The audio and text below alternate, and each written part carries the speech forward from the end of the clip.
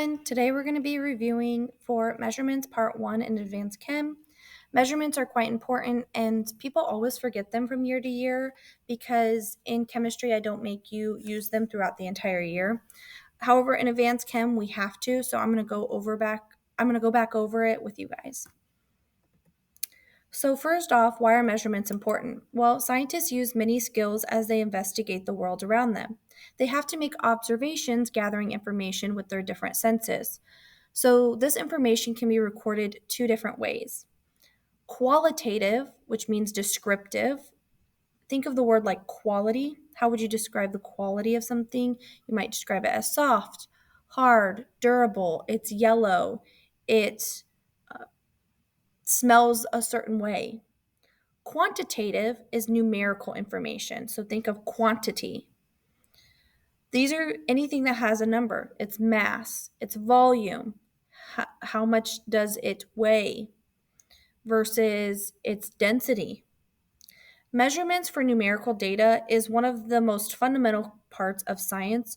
We make numerical data all the time in lab when we record the mass or the volume or the density. And without the ability to measure, it would become difficult to conduct a lot of different experiments or have information to back up the theories that we've made. So there's two kinds of numbers in scientific work. The first one are going to be exact numbers, and the second one are inexact numbers. Let's talk about exact numbers first. Exact numbers are anything that's a conversion factor or a number resulting from counting. So for example, the first three are examples of conversion factors. 12 eggs in a dozen. We can write it as 12 eggs per 1 dozen. Or we can say 1 dozen eggs, dozen equals 12 eggs. This is a conversion factor. We used them towards the end of chemistry last year when we were saying 1 mole equals Avogadro's number.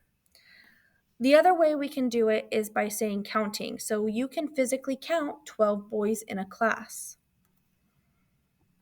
Inexact numbers, these are numbers that are obtained by measurements, and these are always going to be inexact. The reason for this is there's always some kind of error. The equipment we use to measure has limitations. Maybe one piece of equipment only goes to the tenths place, another can go to the thousandths.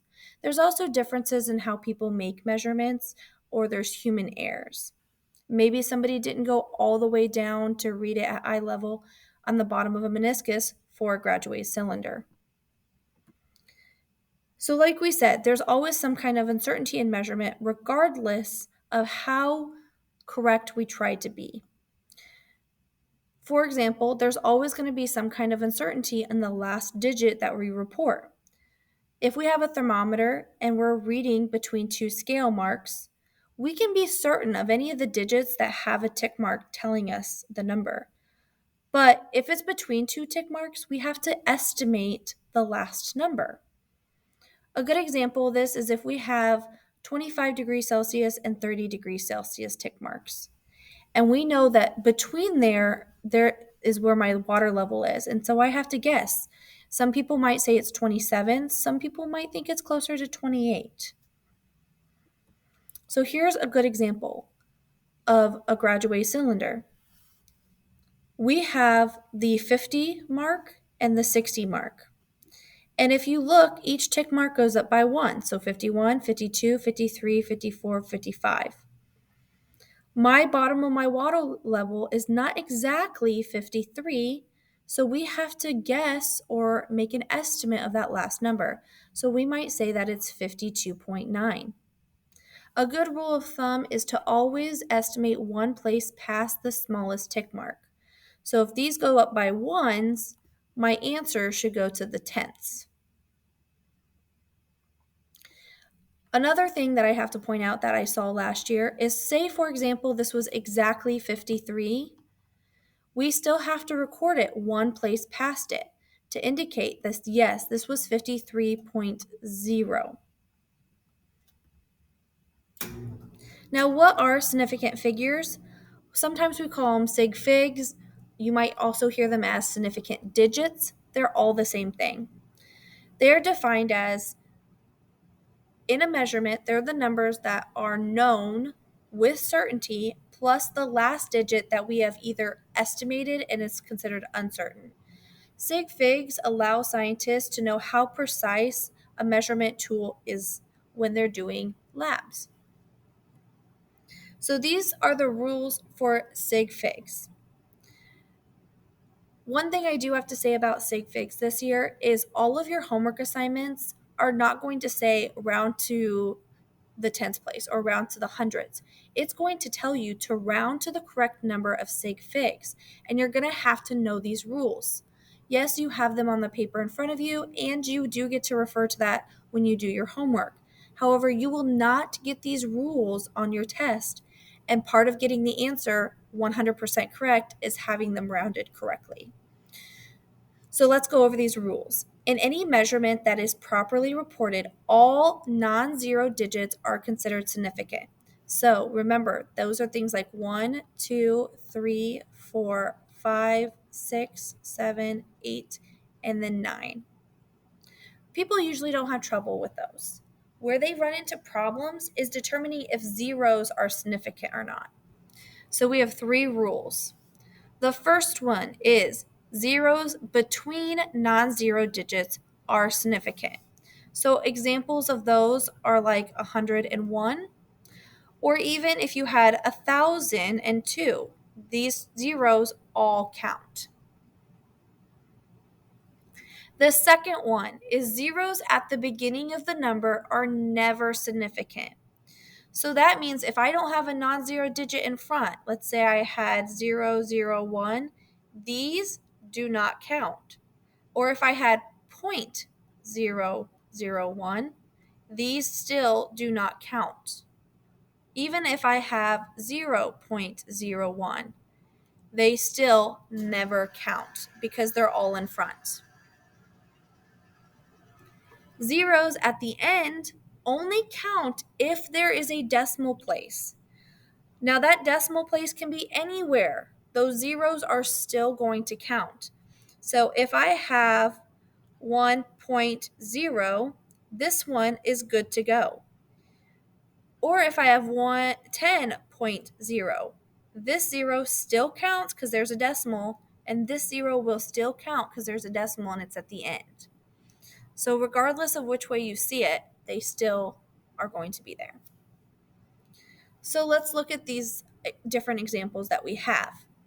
I want you to pause the video, try to answer these on your own, and then unpause it and check your answer. So let's go through these. Hopefully you guys got them all correct. This one should have 1 sig fig. These zeros are at the end and there's no decimal, so they don't count. This one, however, even though they look like the same number, has 3 sig figs because of this little zero this decimal right here makes those zeros count. This one has 2 sig figs. These zeros don't count because they're at the very, very beginning. Leading zeros never count. Letter D. This one has 6. This zero counts because it's in between the 4 and the 3. These all 3 count because they're at the end of a number and there's this decimal here. Even this one still counts because it's at the end with a decimal. Letter E. This one has 6. These zeros count because they're in between the 4 and the 3. This one does not. Notice it comes at the beginning of a number. And then letter F, this one has 5. These zeros count because they're in between the 4 and the 5. Now, like I said, you're going to have to be able to round your answer to the correct number of sig figs, and you usually have to do that after some sort of calculation. Well, whenever you calculate an answer, it cannot be more precise than your measuring tool that you're using. So, does your tool go to the tens place? Does it go to the thousands place? You have to determine that. And then your calculated answer has to match your least precise measurement. Now, there are different rules based on what order of operation that you're doing. There's going to be a rule for adding and subtracting versus multiplying or dividing. So let's talk about those separately because people were still struggling with these last year.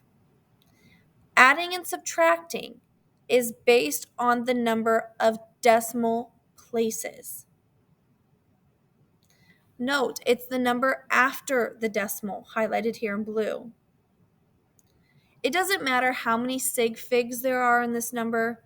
I just care about how many are after the decimal. So here, if I have 25.2, I have 1 after the decimal. If I have 1.34, here I have 2 after the decimal. The one with the fewest is the 1 decimal place.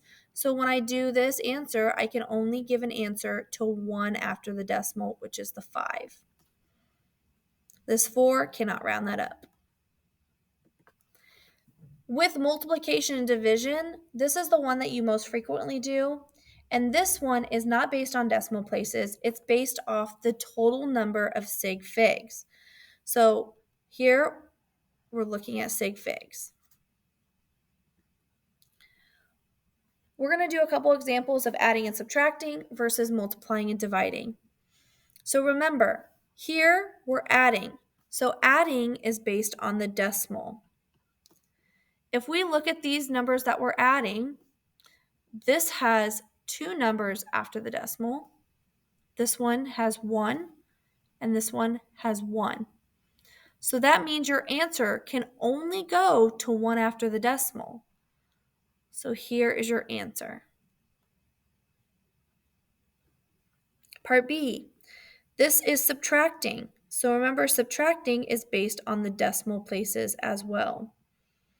So this one has 3 after the decimal. This one has 1. That means your answer can only go to 1 after the decimal. So here, this one is just 1 after the decimal. Here are examples of multiplying and dividing. So what I'm going to do is I'm actually going to write what the whole number is, and then we're going to decide how we're going to have to round it to. So that way, you guys can have it. So let's write these down.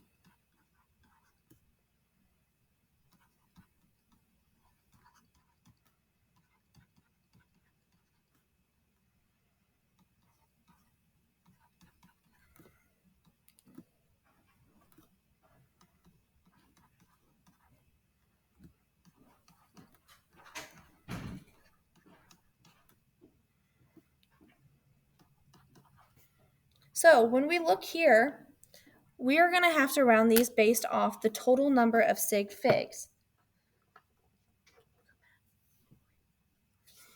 If we look at these numbers, we have to base it. This one has 3 Sig Figs.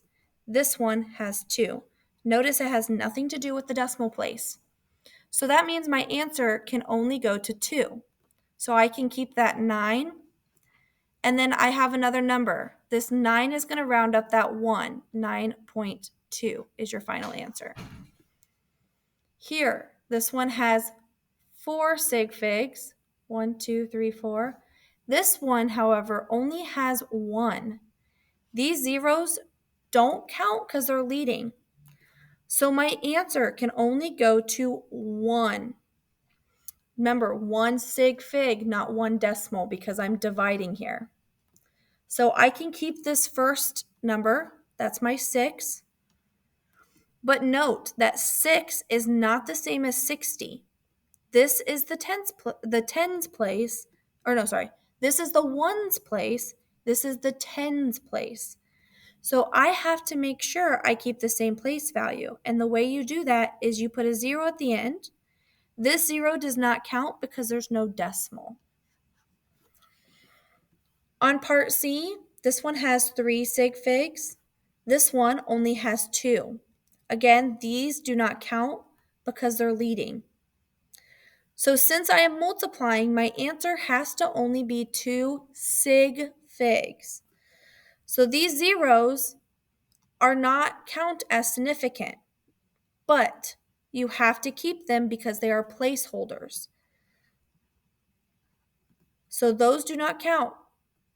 The first one is 7. That's the first one of part of my count. And then I can keep that 1. Note that that one does not round it up, so it's just 0.71. Again, this is still only 2 sig figs because those zeros are leading. The next one is this one only has 1 sig fig. These are trailing, but there's no decimal here for make them count. So that's a 1. This one has 3. I can only have my answer be 1 sig fig. So here I have to keep my first number, which is a 4. That 2 does not round it up. But here we run into that situation. I'm on my ones, and this is the hundreds place. So I have to put zeros on to make sure this stays a hundreds place and this stays a hundreds place. Okay. And then over here, this one has 2 sig figs. It's at the end with a decimal. This one has 2 sig figs. So 43 has 2 sig figs. That stays the same. Please note that addition and subtraction are based on decimal, multiplication and division are based on significant digits. The last thing we have to cover is scientific notation. Now, scientists often work with very large numbers or very small numbers. Scientific notation is a way of expressing the value of a product of a number between 1 and less than 10 and a power of 10.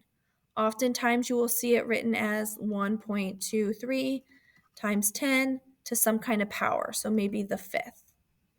This is a more concise way of writing things, and oftentimes a lot of college classes like you to write things in scientific notation. In fact, scientific notation is sometimes the best way to write something in order to get the correct number of significant digits. A good example of this is, say you got the number 200. But your answer needed to be 2 sig figs. Well, you can't put a decimal at the end because that would be 3 sig figs. So you have to have a way to make this zero count. And the best way to do that is to do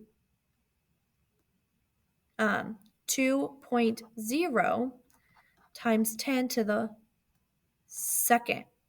So here we still have that zero count because my decimal, and I say times 10 to the second because I moved it 2 times over. So how do we go from standard form to scientific notation? We've done this since junior high, so it should be a review. First, you place the decimal point so that there is one non-zero digit to the left of the decimal point. When you move this decimal point, any not significant zero is going to be dropped and it's not written. You want to make sure you count how many places you move that decimal, and how many places you move it will become the new exponent. So if you move the decimal to the right, your exponent is going to be a negative number. And if you move it to the left, your exponent is going to be a positive number. Here are some examples. Say you were given 289,800,000. If there is no decimal place written, it's understood to be at the end. So I need to move this to be between the 2 and the 8. So here I've rewritten it 2.898. I dropped these zeros because there's not a decimal here at the end, so they don't count. But you've moved it 1, 2, 3, 4, 5, 6, 7, 8 times to the left, so that's why I got a positive 8. Here I have 0.000567. I've got to move this decimal 1, 2, 3, 4 times. It's between the 5 and the 6, so 5.67. Note we dropped those zeros because they're not significant. 5.67 times 10 to the negative 4 because I moved it to the right. So here I want you to practice on these. Pause this video, see if you can get them right, and then check your answers. Okay, so hopefully you've paused it, you've worked these out. Now to check to see if you're right. This one, you should have gotten 4.05789 times 10 to the 5th. This one, 1, 2, 3, 3.872. We drop those zeros because they're not significant. Times 10 to the negative third because I'm going to the right. Here, this is 3. 1, 2, 3, 4, 5, 6, 7, 8, 9 times 10 to the ninth. Now, I did have someone question, can I put 3.0? No, because these zeros don't count because there's no decimal at the end, and it doesn't ask you to go to 2 sig figs. This one should be 2 times 10 to the 0. And on this one, 4.78260 times 10 to the negative 1. Now, somebody asked, well, do I have to include this 0? Yes. This 0 is significant because of that decimal place, and it's at the end. So you have to include it in your number. These are the same that are on the last slide, but now I want you to practice rounding things. So if I needed this to be 2 significant digits, how do I round it? Well, when you round scientific notation, you're only going to look at this first number, and then everything else stays the same. So here I need to round this number to only be 2. So I have my 4 point, and then a lot of people want to put a 0 next. But remember, this 5 rounds up that 0 to be 4.1, and then you keep the rest the same, times 10 to the 5th.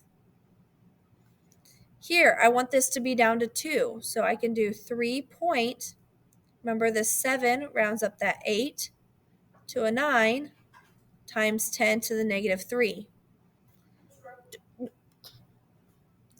The next one, I have 3, but I need 2 digits there.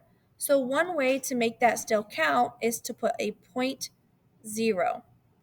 And then here you can say times 10 to the 9th. Same thing here, 2.0 times 10 to the 0. Notice that 0 counts because there's a decimal. And then on the last one, 4.4 point. A lot of people want to put 7, but remember that 8 rounds that 7 up. So 4.8 times 10 to the negative 1. Okay. And last but not least, if I ever ask you to multiply or divide scientific notation, put it into your calculator. Just make sure that you use the parentheses when you're working with it. Also note when you put it in your calculator, sometimes you'll see it in your calculator with a little e. All that means is it's the scientific number.